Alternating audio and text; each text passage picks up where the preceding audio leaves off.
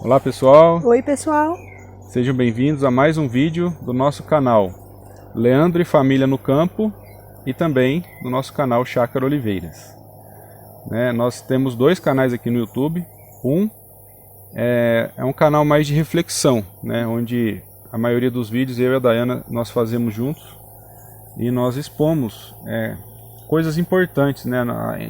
A ideia deste canal é expor coisas importantes que a gente aprendeu, coisas importantes sobre a nossa vida.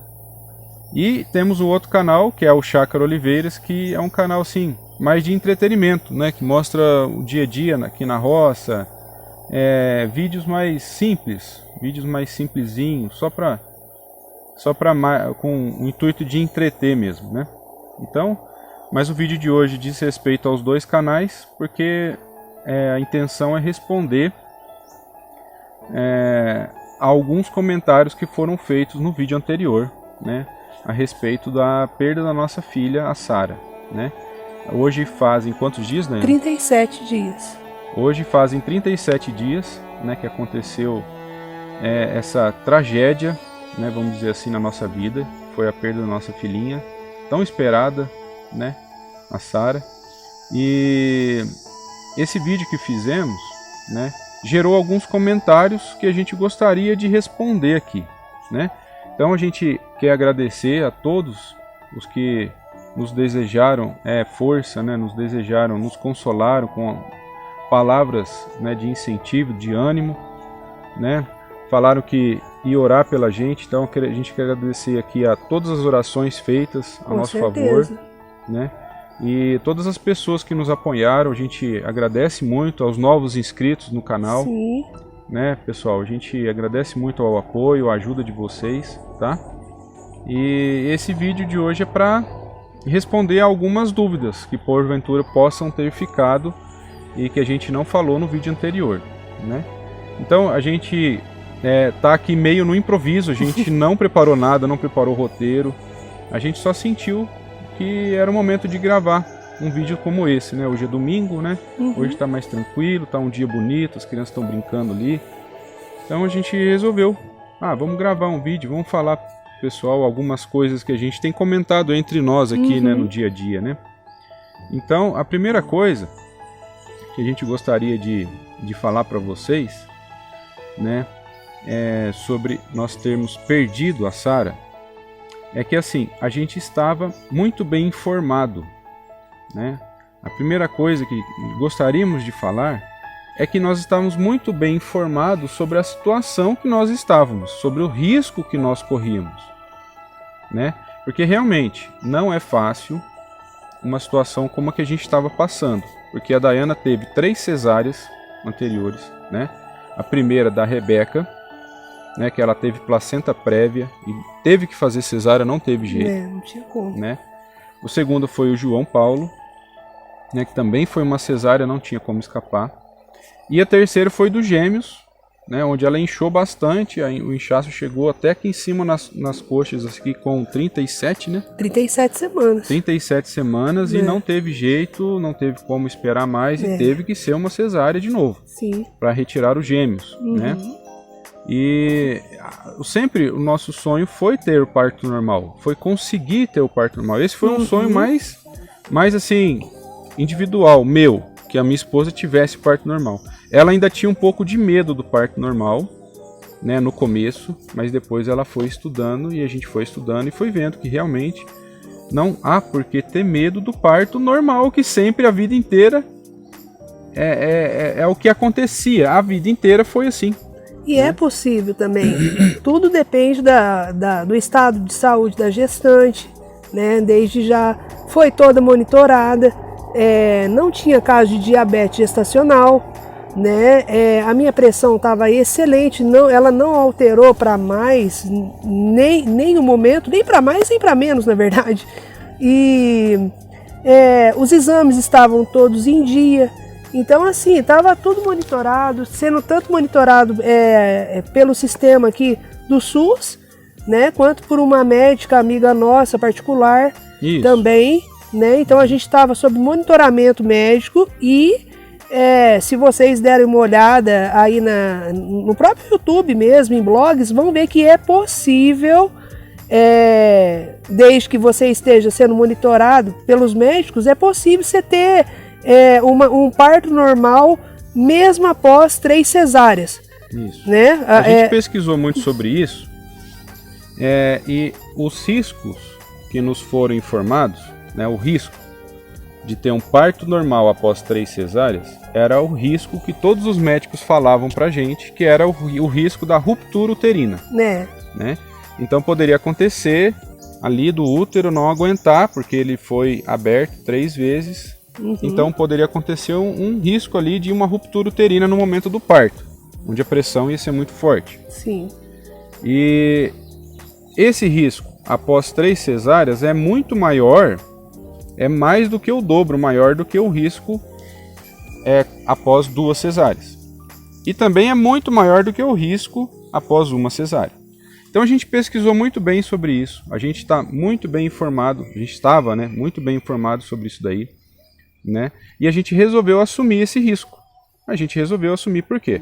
A gente pesquisou, né, sobre o parto normal, os benefícios de ter um parto normal, que é muito maior do que passar por uma cesárea, né? A própria criança, ao nascer, ao passar ali pelo canal vaginal, ela está recebendo ali da mãe, né, muitas bactérias benéficas, né?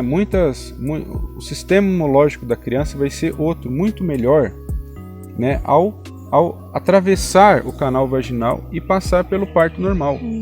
Né? Então nós queríamos o bem, tanto para a nossa filha, né, que ela tivesse um sistema imune mais forte, mais reforçado, quanto também para a própria gestante, porque também os riscos de uma cesárea são muito grandes. É uma cirurgia, né? É uma cirurgia, então oferece riscos. Sim. Né? E como a gente já tinha tido problemas nas cesáreas anteriores, né, a Dayana chegou a perder muito sangue na última cesárea, que foi do Caleb Levi, a penúltima no caso agora, né? Sim. E ficou internada, teve que ficar, né? Eu peguei 12 horas de emergência, né? E não cheguei a ir para UTI não, foi emergência mesmo.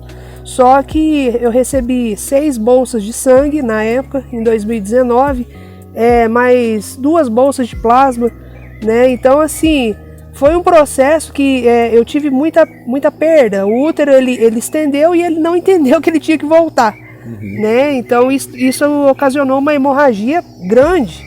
Foi um aperto muito grande ali para os médicos. Eu consegui perceber toda a situação ali. Mas graças a Deus nos deu a vitória. Os meninos nasceram super bem. Eu, depois que eu passei por esse aperto da emergência, graças a Deus fui super bem atendida, Deus teve misericórdia e estamos aí.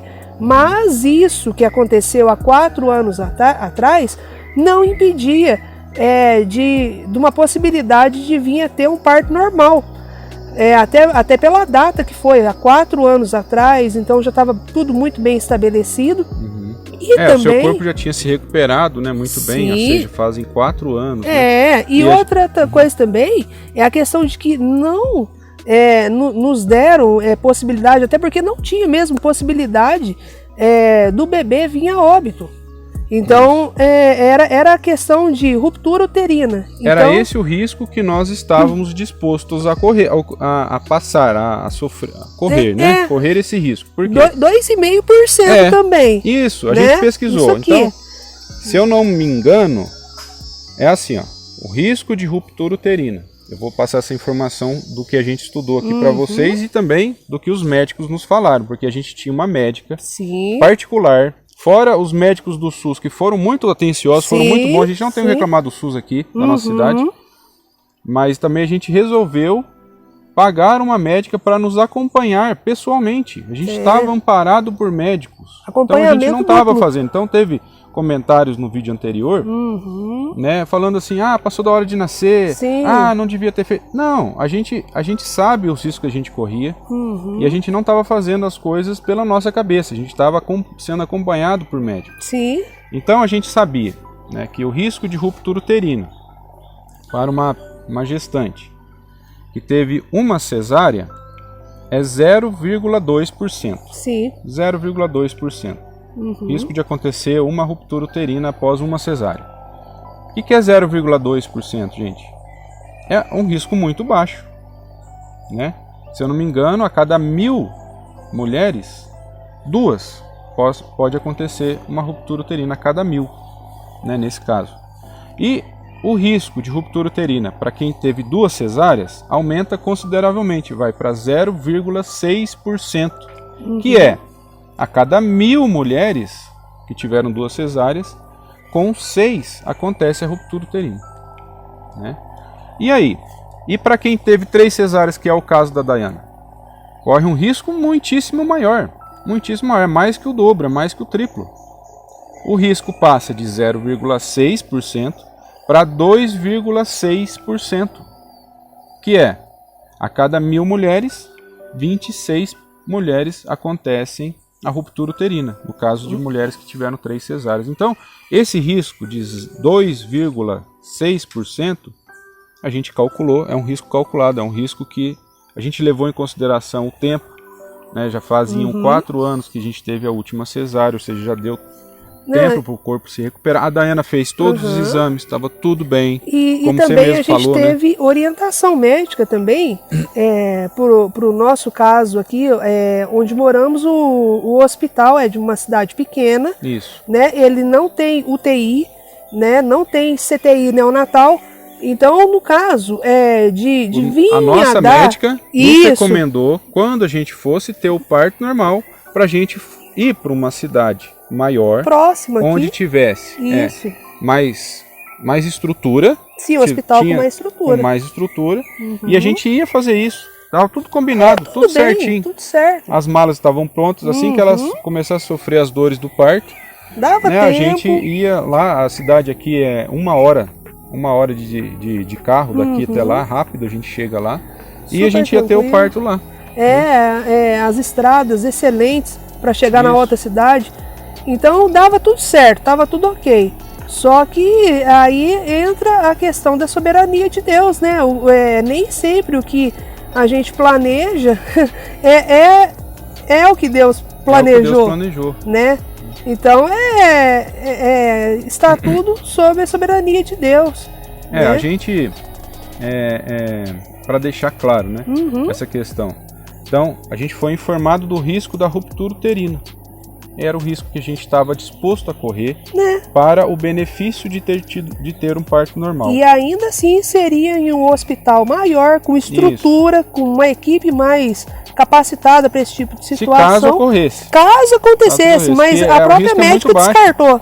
Então, se a gente for ver, 2,5%, vocês acham que é um risco alto? Vamos colocar aqui, vou pegar o risco do anticoncepcional, né? Que a gente sabe que nenhum método anticoncepcional é 100% garantido. Não mesmo. Né? Então, o método mais utilizado, a gente chegou até a falar sobre anticoncepcional num vídeo nosso anterior, né? Uma coisa séria sobre... Dê uma olhadinha. Isso, olha lá, sobre uma coisa muito séria sobre o anticoncepcional, um problema muito sério.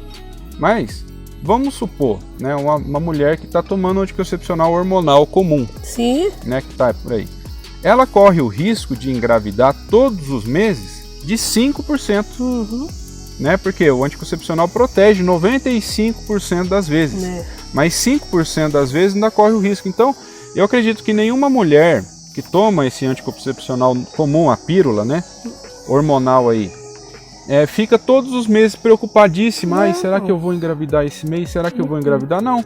A pessoa está tomando anticoncepcional que protege 95% das vezes, né, e deixa apenas 5% de chance de engravidar, e a pessoa fica bem.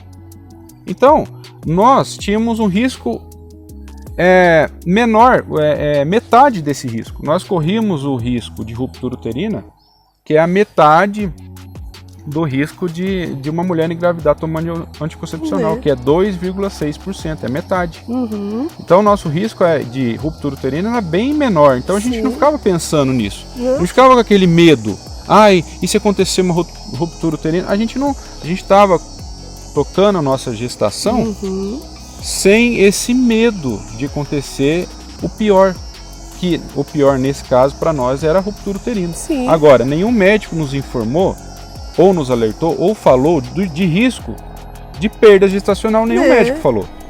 Vocês escolheram 3 cesáreas, vocês tiveram 3 cesáreas, agora, se vocês quiserem um parto normal na 4ª, corre o risco de acontecer uma perda, aí um aborto espontâneo, uma perda daquele... A gente não ouviu isso de nenhum médico. Então, isso que aconteceu, né, da Sara, embora a gente falou muito bem sobre isso no vídeo anterior, quem quiser ver o vídeo ficou grande, né, ficou com 38 minutos, mas lá a gente expõe, né, eu coloco os motivos que eu encontrei, né, o consolo que a Bíblia me deu, né, que a palavra de Deus nos deu, né, nesse caso, né, então os motivos estão lá, estão expostos lá, o que poderia ter acontecido. Agora, que houve negligência da nossa parte, e a gente não enxerga por esse lado. Não negligência da nossa parte, nem pela parte dos médicos. Nem negligência médica também, né, que isso fique bem claro também, porque o que acontece com o ser humano em geral? No momento de aperto, ele quer jogar a culpa sempre em alguém. Isso. Em alguma coisa ou alguém. Então, não houve. Não houve nem da nossa parte e nem da parte médica. Estava tudo muito bem conversado, fomos informados, fomos orientados, né? E também foi uma gestação no qual... eu me dediquei demais ao estudo sobre o parto normal, porque para mim era um mundo novo, né? E vai acabar sendo agora, daqui para frente, um mundo novo que eu nunca vou entrar, nunca vou conhecer. A Dayana estudou muito sobre parto normal, ela sabia as contrações, os pródromos, o que ia acontecer, de quanto em quanto tempo era, né, para ela começar a arrumar as coisas pra gente ir. Então ela sabia tudo, todos os detalhezinhos sobre o parto normal. A gente estava muito bem informado sobre isso. Graças a Deus a gente tem aqui, né, a internet, o YouTube e blogs, né, que nos informam muito bem sobre isso. E também tem a questão assim que falaram, a mãe só teve cesárea. Então ela pode ter chegado a entrar em trabalho de parto e não soube reconhecer. Gente, isso é impossível. Isso não tem como. Com certeza aqui deve ter gente assistindo que teve a experiência de um parto cesárea e depois passou por um normal. Não tem como. Não tem como. Ainda mais me informando do jeito que eu estava, através de doulas, né, também. Então, assim, isso é improvável acontecer. Então, estava tudo dentro dos controles. Quando eu falei sobre o dia que viemos no Rio, sobre contrações, as contrações que eu estava sentindo não eram contrações ritmadas, eram contrações de treinamento e não eram dolorosas, porque se viesse a ser contrações dolorosas, gente, o hospital é próximo. Não é porque moramos na zona rural que tá muito afastado da cidade. Não, de forma alguma. É super fácil chegar. 6 minutos do hospital aqui, do centro. Então a gente tem, aqui na nossa chácara, né? A gente está a 1 quilômetro, a gente tem 1 quilômetro de estrada de terra da nossa chácara até na estrada de asfalto, até no asfalto.